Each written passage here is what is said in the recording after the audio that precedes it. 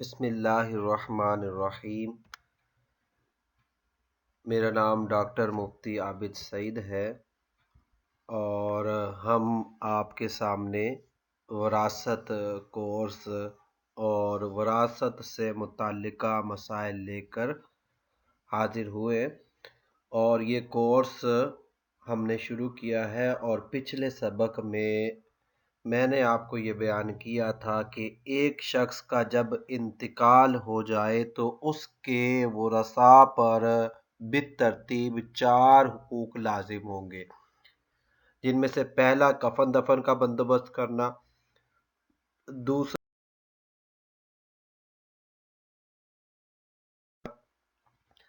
پھر تیسرا یہ کہ وصیت کی تھی تو وصیت کو نافذ کرنا، اور چوتھا یہ کہ پھر جائیداد کو تقسیم کرنا۔ پھر میں نے سب سے پہلے آپ کو بتا دیا تھا کہ سب سے پہلے جو ہم مال دیں گے وہ اصحاب فروض کو دیں گے۔ اب اصحاب فروض کون سے تھے؟ اصحاب فروض وہ افراد تھے جن کے حصے شریعت میں متعین تھے، یا جن کے حصے قرآن و حدیث یا اجماع میں بیان کر دیے گئے تھے۔ اصحاب فروض کل 12 افراد ہیں، جن میں سے 4 مرد اور 8 عورتیں ہیں۔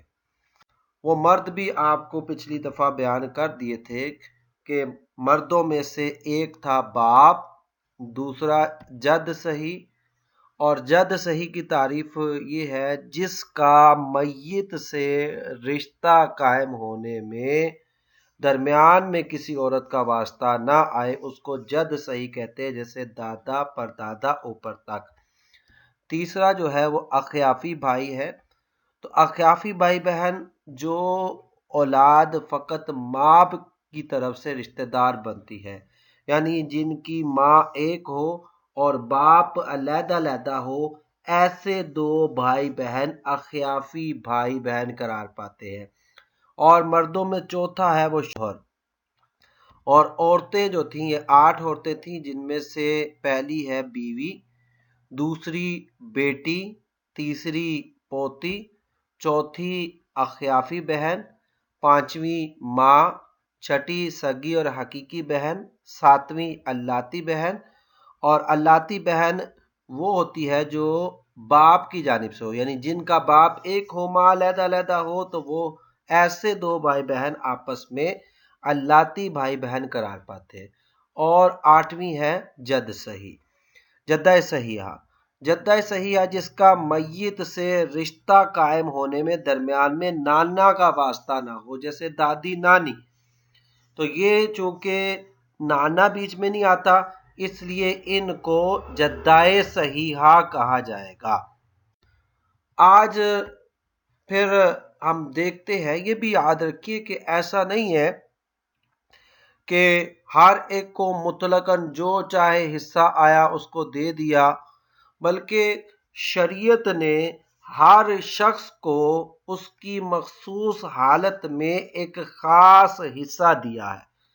پچھلی دفعہ بھی میں نے آپ کو بیان کیا تھا کہ قرآن پاک کے اندر، حدیث پاک کے اندر یا اجماع کے اندر 6 حصے بیان کیے گئے، جس میں سے نصف جس کو 1/2 پچھلی دفعہ میں نے بتایا تھا، پھر ربع 1/4 جس کو چوتھا حصہ کہتے ہیں، سمن 1/8 8واں حصہ، پھر ثلث 1/3 تہائی حصہ، پھر ثلثان 2/3 یعنی 2/3، اور سدس 1/6۔ یہ 6 حصے قرآن پاک میں بیان کیے گئے ہیں۔ اب اصحاب فروض کو انہی مقررہ حصوں میں سے کوئی حصہ ملے گا۔ اب وہ کتنا ملے گا؟ پہلے ہم آپ کو حصے بیان کریں گے، پھر آپ کو بتائیں گے کہ ان مسائل کو کس طرح حاصل کرنا ہے۔ آج میرا الحمدللہ دوسرا لیکچر ہے، ٹوٹل 20 سے 25 لیکچر ہوں گے، اور ہمارے سننے والے مکمل طور پر علم وراثت کے نہ صرف مسائل سمجھ جائیں گے بلکہ مسائل حل کرنے پر قادر بھی ہوں گے۔ تو باپ کی 3 حالتیں ہیں، یعنی 3 مختلف حالتوں میں باپ کو مختلف حصہ ملے گا۔ جو پہلا حصہ ہے اس پہلے حصے کو فرض مطلق کہتے ہیں، یعنی محض چھٹا حصہ، جس کو 106 کہتے ہیں۔ یہ حصہ کب ملے گا؟ جب میت، یعنی یہ بھی یاد رکھیے گا اصول، یہ آپ نے جتنے بھی رشتے دیکھنے ہیں یہ مرنے والے کے اعتبار سے دیکھنے ہیں۔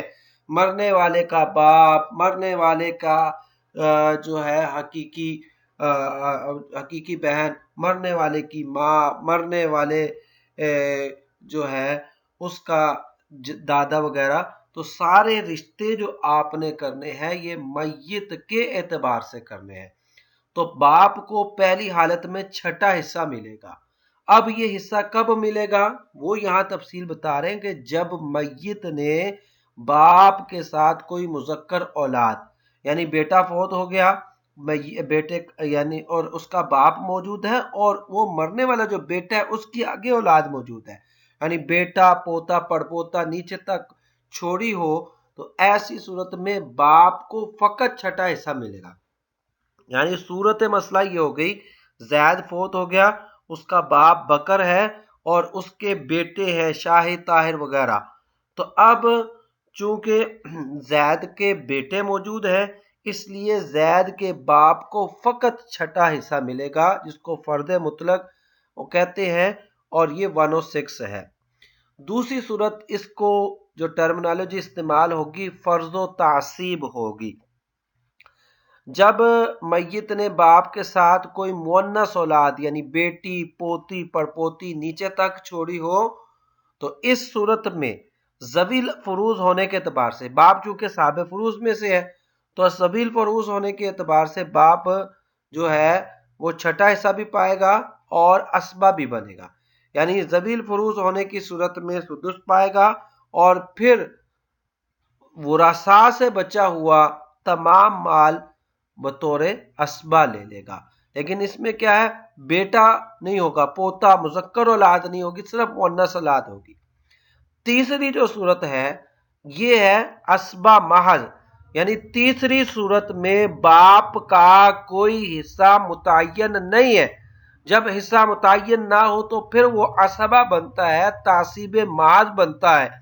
اب یہ صورت کب بنے گی؟ جب میت نے باپ کے ساتھ، یعنی میت ہے اس کا باپ ہے لیکن میت کی مذکر مؤنث اولاد نہیں ہے، تو اس صورت میں باپ اسبہ ہوگا، ذوی الفروض نہ ہو، یعنی بقیہ جو ہم نے ذوی الفروض کی تفصیل بیان کی ہے، تنہا ہونے کی صورت میں بطور اسبہ کل مال لے لے گا۔ اگر کوئی بھی نہیں ہے، کوئی ذوی الفروض نہیں، ایسی صورت میں مکمل مال باپ کو حاصل ہوگا، اور اگر کوئی ورثاء موجود ہے تو پہلے آپ ان کا حصہ نکال دیں، اب جو مال بچے گا پھر وہ کل کا کل باپ کو مل جائے گا۔ تو باپ کی یہاں آپ کو تین حالتیں ہو گئی۔ اگر میت کی مذکر اولاد ہے، بیٹا پوتا، تو باپ کو فقط چھٹا حصہ ملے گا۔ مذکر اولاد نہیں ہے، مؤنث اولاد ہے تو چھٹا بھی ملے گا، اور بقیہ اگر مال بچ گیا وہ بھی مل جائے گا۔ نہ مذکر اولاد ہے نہ مؤنث اولاد ہے تو ایسی صورت میں باپ کو جو ہے اسبہ کے طور پر سارا مال مل جائے گا۔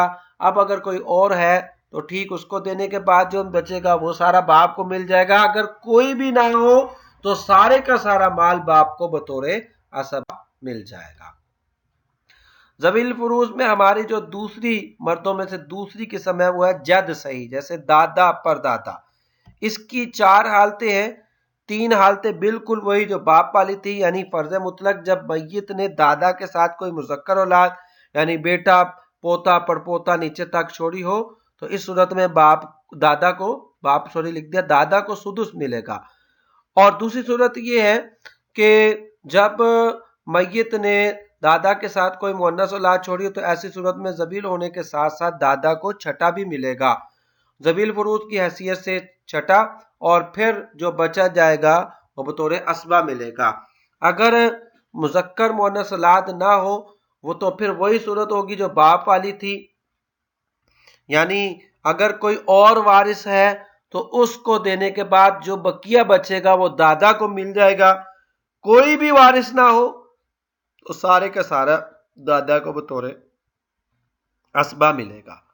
اور باپ کی وجہ سے محروم جب میت نے دادا کے ساتھ باپ کو بھی چھوڑا ہو، یعنی مرنے والے کا اگر باپ موجود ہے تو ایسی صورت میں دادا کو حصہ نہیں ملے گا۔ اور یاد رکھیے کہ جو بھی قریبی رشتہ ہوگا اس کی وجہ سے دور والا رشتہ محروم ہو جائے گا۔ جیسے باپ اور دادا، تو باپ کا رشتہ قریب ہے بنسبت دادا کے رشتے سے، تو اب باپ کے ہوتے ہوئے دادا محروم ہو جائے گا۔ ہمارے پاس جو اگلے آ رہے ہیں وہ ہے اخیافی بھائی بہن، یعنی ماں شریک بھائی بہن کے کتنے حصے ہوں گے؟ تو ماں شریک بھائی بہنوں کے 3 حصے ہیں۔ نمبر 1، پہلی صورت میں ان کو فقط چھٹا حصہ ملے گا جس کو سدس کہتے ہیں۔ یہ کب ہوگا؟ جب ایک ہی اخیافی بھائی یا ایک ہی بہن ہو۔ اور میت کی شرط کیا ہے؟ میت کی اولاد چاہے وہ مذکر ہو چاہے مؤنث ہو، یعنی بیٹا بیٹی پوتا پوتی باپ دادا نہ ہو، ایک ہی اخیافی بھائی ہو یا ایک ہی اخیافی بہن ہو، ایسی صورت میں اخیافی بھائی یا اس اخیافی بہن کو چھٹا یعنی 1/6 یا سدس حصہ ملے گا۔ دوسری صورت ہے ثلث، جب اخیافی بھائی بہن 2 یا 2 سے زیادہ ہو اور اوپر والی شرائط نہ پائی جائیں، یعنی وہی 4 افراد نہ ہو، تو ان بھائی بہنوں کو برابر برابر حصہ ملتا ہے۔ ایسا نہیں کہ بھائی کو ڈبل اور بہن کو ایک حصہ ملے گا۔ یاد رکھیے کہ ان صورتوں میں صرف اخیافی بھائی بہن یہ ایک ایسے بھائی بہن ہے کہ ان کے جب جب بھائی بہن ہو 2 یا 2 سے زیادہ، یعنی 2 بہنیں ہو یا 2 بھائی ہو، ایک بھائی یا ایک بہن ہو، تو ایسی صورت میں ان کو ثلث 1/3 ملے گا۔ لیکن اس میں ایسا نہیں ہوگا کہ بھائی کو ڈبل اور بہن کو سنگل ملے گا، نہیں، اخیافی بھائی بہنوں میں حصہ برابر برابر تقسیم ہوگا۔ اور تیسری صورت ہے محروم، یعنی جب میت کی اولاد چاہے وہ مذکر ہو یا مؤنث ہو، جیسے بیٹا بیٹی پوتا پوتی یا باپ دادا ہو، تو ایسی صورت میں یہ اخیافی بھائی بہن محروم ہوتے ہیں۔ ہمارے پاس شوہر کی 2 حالتیں ہیں۔ نصف، جب میت کی کوئی اولاد نہ ہو، بیوی فوت ہو گئی ہے، اب بیوی کی اولاد نہیں، تو شوہر کو نصف یعنی 1/2 آدھا حصہ مل جائے گا۔ اور اگر بیوی فوت ہو گئی تو اس کی اولاد ہے، ایسی صورت میں شوہر کو چوتھا حصہ ملے گا۔